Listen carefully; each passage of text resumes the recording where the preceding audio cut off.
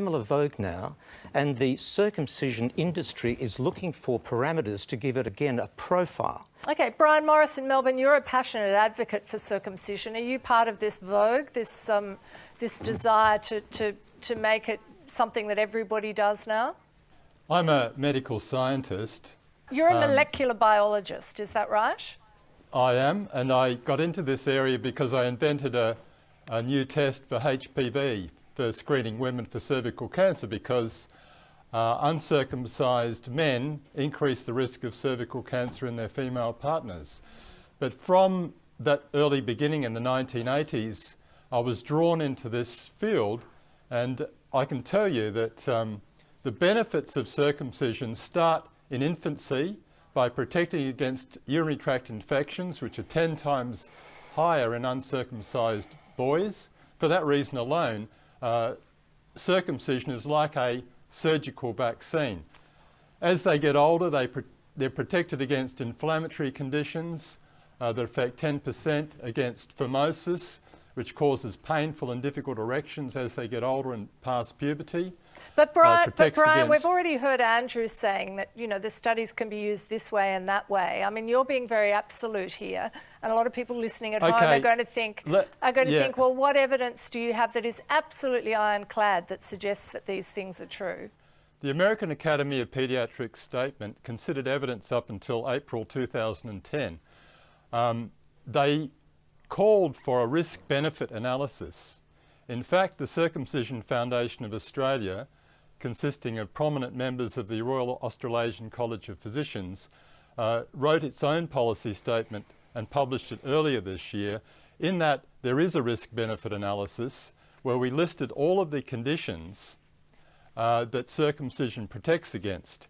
And when we tallied them up, we showed that in fact, over the lifetime, 1 in 2 males will suffer an adverse condition, and of course many of them will die from some of those, such as HIV, penile cancer, and possibly prostate cancer as well. All right, George, you're shaking your head listening to this. Why? This is scaremongering. If circumcision is that beneficial, the whole of China, the whole of India should be circumcised. These are large populations. They don't practice circumcision. We don't see the diseases that Professor Morris talks about. They don't report these diseases. Do you understand? George, China is rife with it.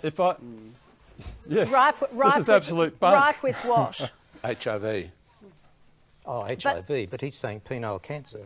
Yeah, but presumably not all the HIV in China can be attributed to uncircumcised penises.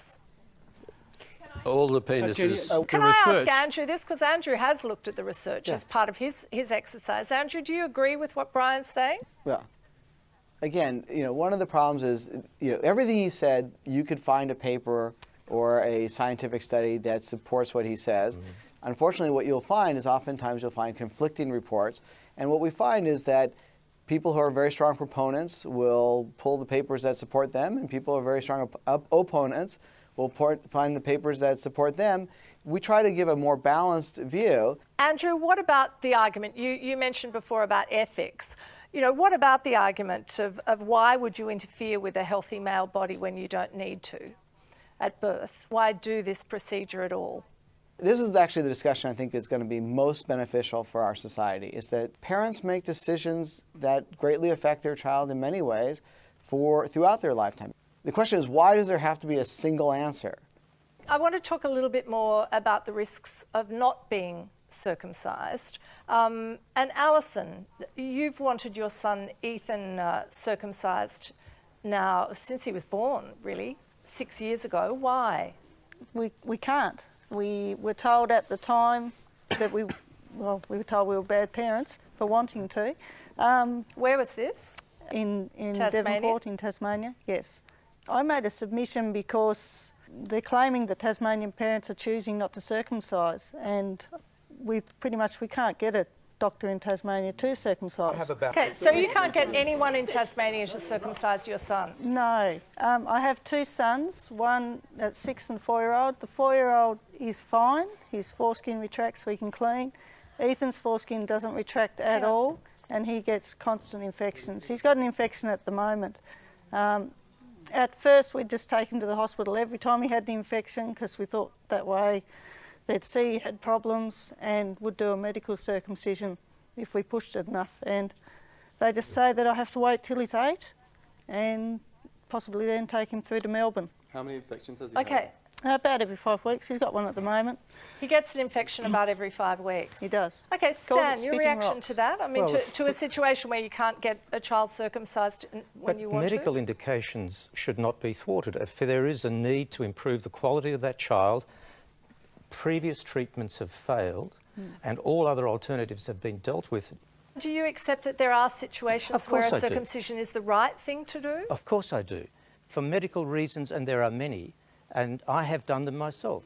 But I'm not removing normal skin in infants that don't give consent for the procedure. Let's get back to Alison's situation. I mean, Alison, your response to that? My son is worried that his doodle is going to fall off.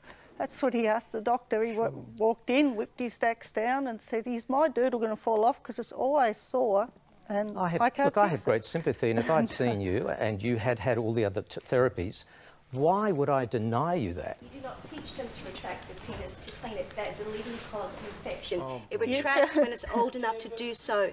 Interfering and teaching a child to do that will cause an infection. Propaganda, lady. Yeah, but with respect, Amanda, you don't know the circumstances of this. Reaction, Brian, to listening to this?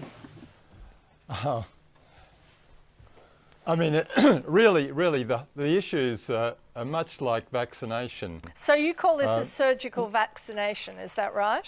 It is. It's absolutely the issues are very similar. In fact, it's much safer. Totally. Okay, George, your reaction to that? No, vaccination, you take a foreign protein, you take a virus, you take a bacteria, you give it in the mouth, you inject it into the child, and you cause an immune response. That's what vaccination is. Most of all. Okay, one at a time. What I resent. One at a time. Let Brian finish. And cutting off a child's foreskin has nothing to do with vaccination. George, wait a minute.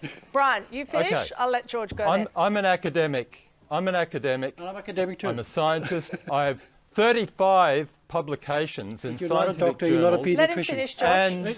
And I have many chapters in large books, and these are all about circumcision amongst my over 300 publications. Okay, but can I still ask you, Brian, I just want to ask you why you use this term surgical vaccine. Why do you see it in that way? Because infant circumcision provides protection from a wide range of adverse medical conditions, some of which are fatal to the man and to their future sexual partners, such as cervical cancer, over the lifetime. From cradle to grave, it provides enormous protections. The benefits exceed the risks by over 100 to 1. George, your response. A vaccine responds in your body to exposure to an antigen, and every time you're exposed to that antigen, you get an increased resistance to it. A circumcision exposes you to an antigen or an infection, and you have no resistance to it. Okay, let's take the vaccine away from it. He's making the point that he believes that it provides protection in the way that a vaccine does, and you dispute that. It is not right, it is not good science, it is leading people into doing procedures which are unnecessary, which have complications, side effects, injury to patients, and to believe that you are somehow sanctimoniously protecting the world and you will die with not one foreskin intact in the universe is absolutely not the right way to practice medicine.